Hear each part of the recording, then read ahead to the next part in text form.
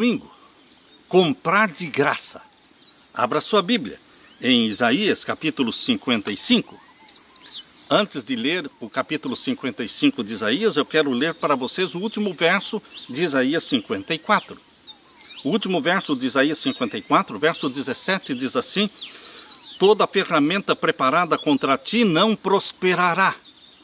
Muitos maquinavam contra Jesus Cristo, o Messias, sofredor, mas não tiveram sucesso. Jesus Cristo cumpriu com a missão de salvar a humanidade. Assim também você, filho de Deus, filha de Deus. Aqui diz, toda ferramenta preparada contra ti não prosperará. Por que não prospera a inimizade contra você, contra mim? Porque nós somos de Deus. E Deus é todo-poderoso, Ele é soberano do universo. Por isso diz aqui, toda língua que se levantar contra ti em juízo, tu a condenarás.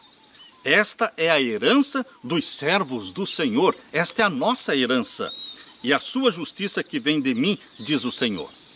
E agora aqui no capítulo 55, verso 1, diz: ó vós, todos os que tendes sede, vinde às águas. E os que não tendes dinheiro, vinde, comprai e comei.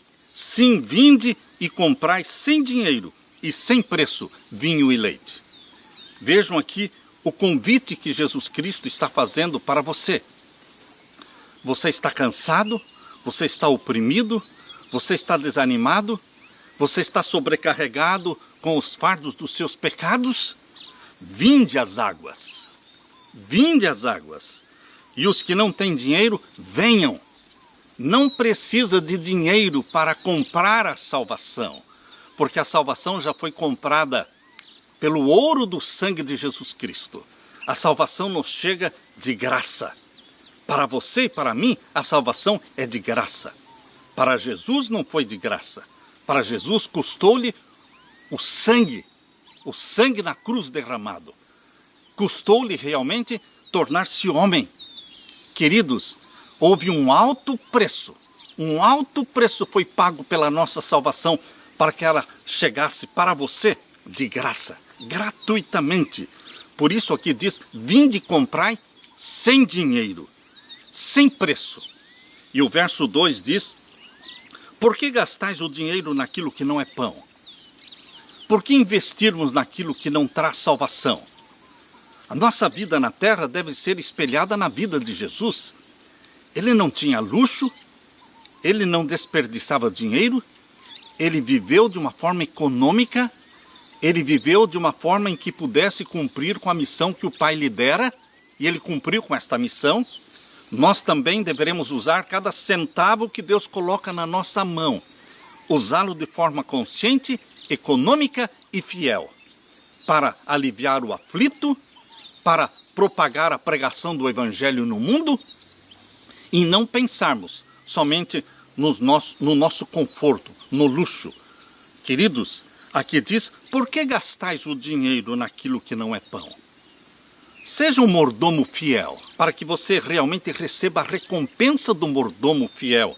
Quando Deus disser, foste fiel no pouco, sobre o muito eu te colocarei. Entra no gozo do teu Senhor. Não gaste o dinheiro naquilo que não é pão, e o produto do vosso trabalho naquilo que não pode satisfazer. Ouvi-me atentamente e comei o que é bom. E agora o verso 3. Inclinem os ouvidos e venham a mim. Ouçam e a vossa alma viverá. O convite constante da palavra de Deus é venham a mim, venham a mim. Quando você não vem a Deus, Deus vai a você. Ele não desiste de você. Mesmo quando nós não vamos até Ele, Ele vem até nós. Mas o convite amável de Jesus Cristo é, venham até mim. E aqui diz, porque convosco farei um concerto perpétuo, dando-vos as firmes beneficências de Davi.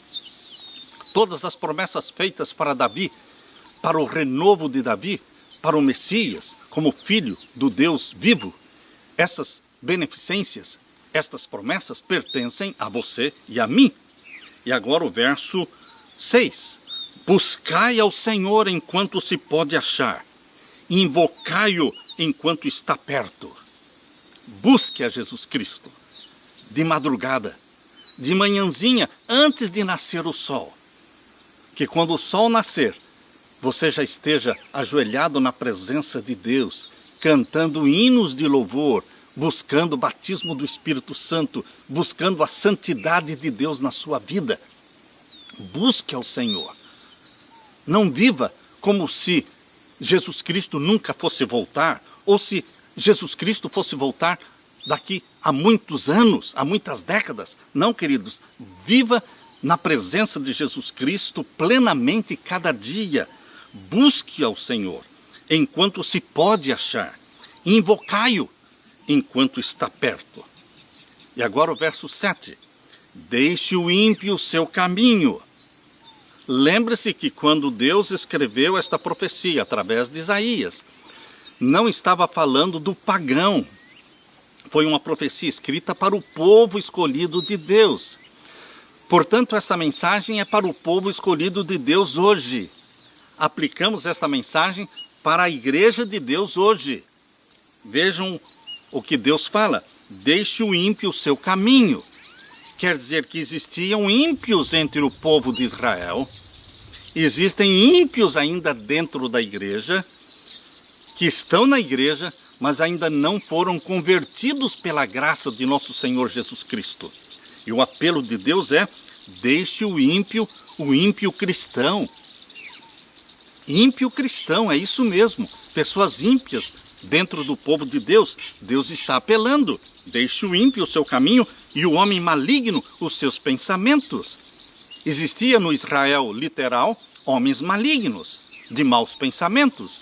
Existe no meio do povo de Deus hoje homens malignos, de maus pensamentos, ambiciosos, mercenários, políticos. Deixe o maligno os seus pensamentos e se converta ao Senhor. Assim como no passado pertencer ao Israel literal não dizia quase nada, porque pertencer ao Israel literal não significava que a pessoa estava convertida a Deus. Por isso aqui está o apelo: se converta ao Senhor. Assim também hoje, pessoas batizadas, pessoas que estão dentro da igreja, seus nomes estão no livro da igreja, mas não estão no livro da vida do Cordeiro, porque não se converteram. Por isso o apelo aqui é para você, cristão, nominal, professo cristão. Converta-se ao Senhor. Este é o apelo do verso 7. Deixe o ímpio o seu caminho, o homem maligno os seus pensamentos, e se converta ao Senhor, que se compadecerá de você, se compadecerá de mim. Deus é compaixão. Não importa que a sua vida religiosa tenha sido uma fantasia, um faz de conta, uma vida dupla, mas basta de vida dupla. Se converta ao Senhor e Ele vai se compadecer, porque Ele é o Pai das misericórdias. Torne para o nosso Deus, porque Ele é grandioso em perdoar. Ele é grandioso em perdoar. Queridos, eu não entendo. Isto se chama a graça de nosso Senhor Jesus Cristo. Não importa quantos pecados tenhamos cometido, Ele perdoa. Ele não somente perdoa, mas Ele começa a olhar para você como se você nunca tivesse pecado. Você consegue entender o que é a graça de Deus? Quando Ele olha para o pecador, perdoa e olha para ele como se nunca tivesse pecado. Isso é algo incompreensível. Isto é um mistério da piedade de Deus. Nós fomos comprados pelo alto preço do ouro do sangue de Cristo. Abra sua Bíblia em 1 Pedro capítulo 1, versos 18 e 19. Primeira carta de Pedro, capítulo 1, e os versos 18 e 19. Vejam aqui o alto preço que Deus pagou pela nossa salvação. Salvação de graça para você, mas não foi de graça para Deus. Houve um alto preço. Lemos aqui em 1 Pedro capítulo 1 e os versos 18 e 19. Sabendo que não foi com coisas corruptíveis, como prata ou ouro, que fostes resgatados da vossa vã maneira de viver, que por tradição recebestes dos vossos pais, mas com o precioso sangue de Cristo, como de um cordeiro imaculado e incontaminado.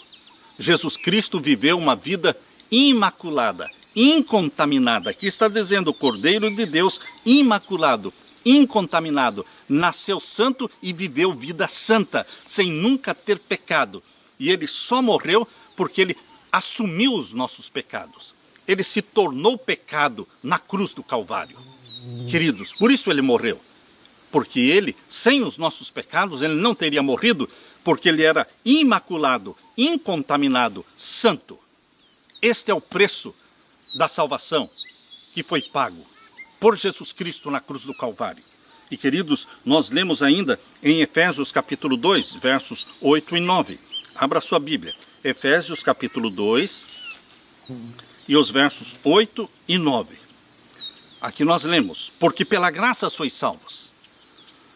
Existe uma confusão porque muitos pensam que a salvação pode acontecer pelas obras. Muitos pensam que no Antigo Testamento a salvação era pelas obras. E só no Novo Testamento que se tornou pela graça. Totalmente engano este tipo de pensamento.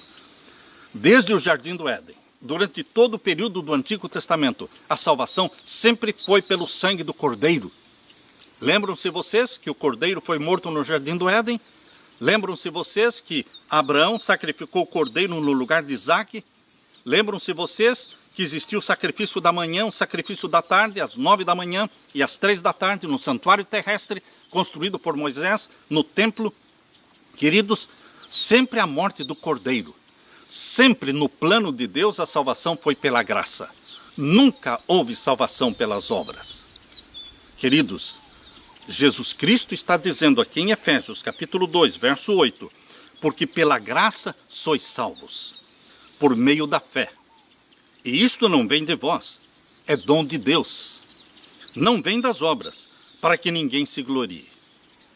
Então as pessoas pensam assim: bom, já que a salvação é pela graça, não pelas obras, então para que valem as obras? Então para que vale a obediência a Deus? Então por que guardar os mandamentos de Deus? Ah, queridos, a salvação é pela graça, mas Deus quer uma resposta sua. Ele me salva pela graça. E agora, que tipo de gratidão eu vou demonstrar porque eu fui alcançado pela graça? Porque eu fui salvo pela graça? Eu fui perdoado pela graça? E que tipo de resposta eu devo dar? Uma resposta de amor. Uma resposta de obediência aos mandamentos de Deus. Ou seja, as obras de obediência, as obras de caridade, as obras de estender a mão ao necessitado e ao faminto. Estas boas obras não compram a salvação, mas elas existem, elas aparecem em abundância na vida de todos os que foram salvos verdadeiramente pela graça. Porque os salvos pela graça, eles produzirão obras de obediência, obras de caridade. E Paulo deixou muito claro isto aqui, porque no verso 9 diz: não vem das obras para que ninguém se glorie, mas para que ninguém pense que as obras não devem existir na vida do cristão. O verso 10 completa. Leia comigo, Efésios capítulo 2 e o verso 10. Porque somos feitura sua. Não vem das obras, diz o verso 9, para que ninguém se glorie. A salvação é pela fé, pela graça. Mas qual é o lugar das obras? Verso 10. Porque fomos feitos feitura sua, criados em Cristo Jesus, para quê? Criados em Cristo Jesus, para quê? Para as boas obras. As boas obras não aparecem antes da salvação. E se aparecerem antes da salvação, não valem nada, porque não compram a salvação. Mas as boas obras aparecem na vida dos salvos em Jesus Cristo. Você foi salvo por Jesus Cristo? Você tem certeza do perdão e da salvação em Cristo? Então, meu querido irmão, na sua vida precisa existir abundância de obras de obediência, obediência aos 10 mandamentos, obras de caridade e de misericórdia. É o que a palavra de Deus está falando, porque somos feitura sua, criados em Cristo Jesus. Quando você é gerado pelo Espírito Santo, você está nascendo como filho de Deus. Criado, já gerado como filho de Deus pelo Espírito Santo. Por isso diz aqui, criados em Cristo Jesus, para quê? Para as boas obras, as quais Deus preparou para que andássemos nela. Os salvos andam nas boas obras. Os salvos andam na caridade. Os salvos andam no caminho da obediência aos mandamentos de Deus. Longe de falar, eu não preciso guardar os mandamentos de Deus. Eu não preciso praticar obras de caridade. Longe disso, nós precisamos. Por que precisamos? Para nos salvar ou porque fomos salvos? Ah, queridos, nós fomos salvos por Jesus Cristo, por sua graça. Por isso, temos que andar no caminho das boas obras, criados em Cristo Jesus para as boas obras, as quais Deus preparou para que andássemos nelas. Vamos andar no caminho da caridade. Vamos andar no caminho do estender a mão, do alimentar o faminto, de socorrer o necessitado. Queridos, a salvação é pela graça, a obediência não se contradiz com a graça, a obediência é uma resposta de amor por termos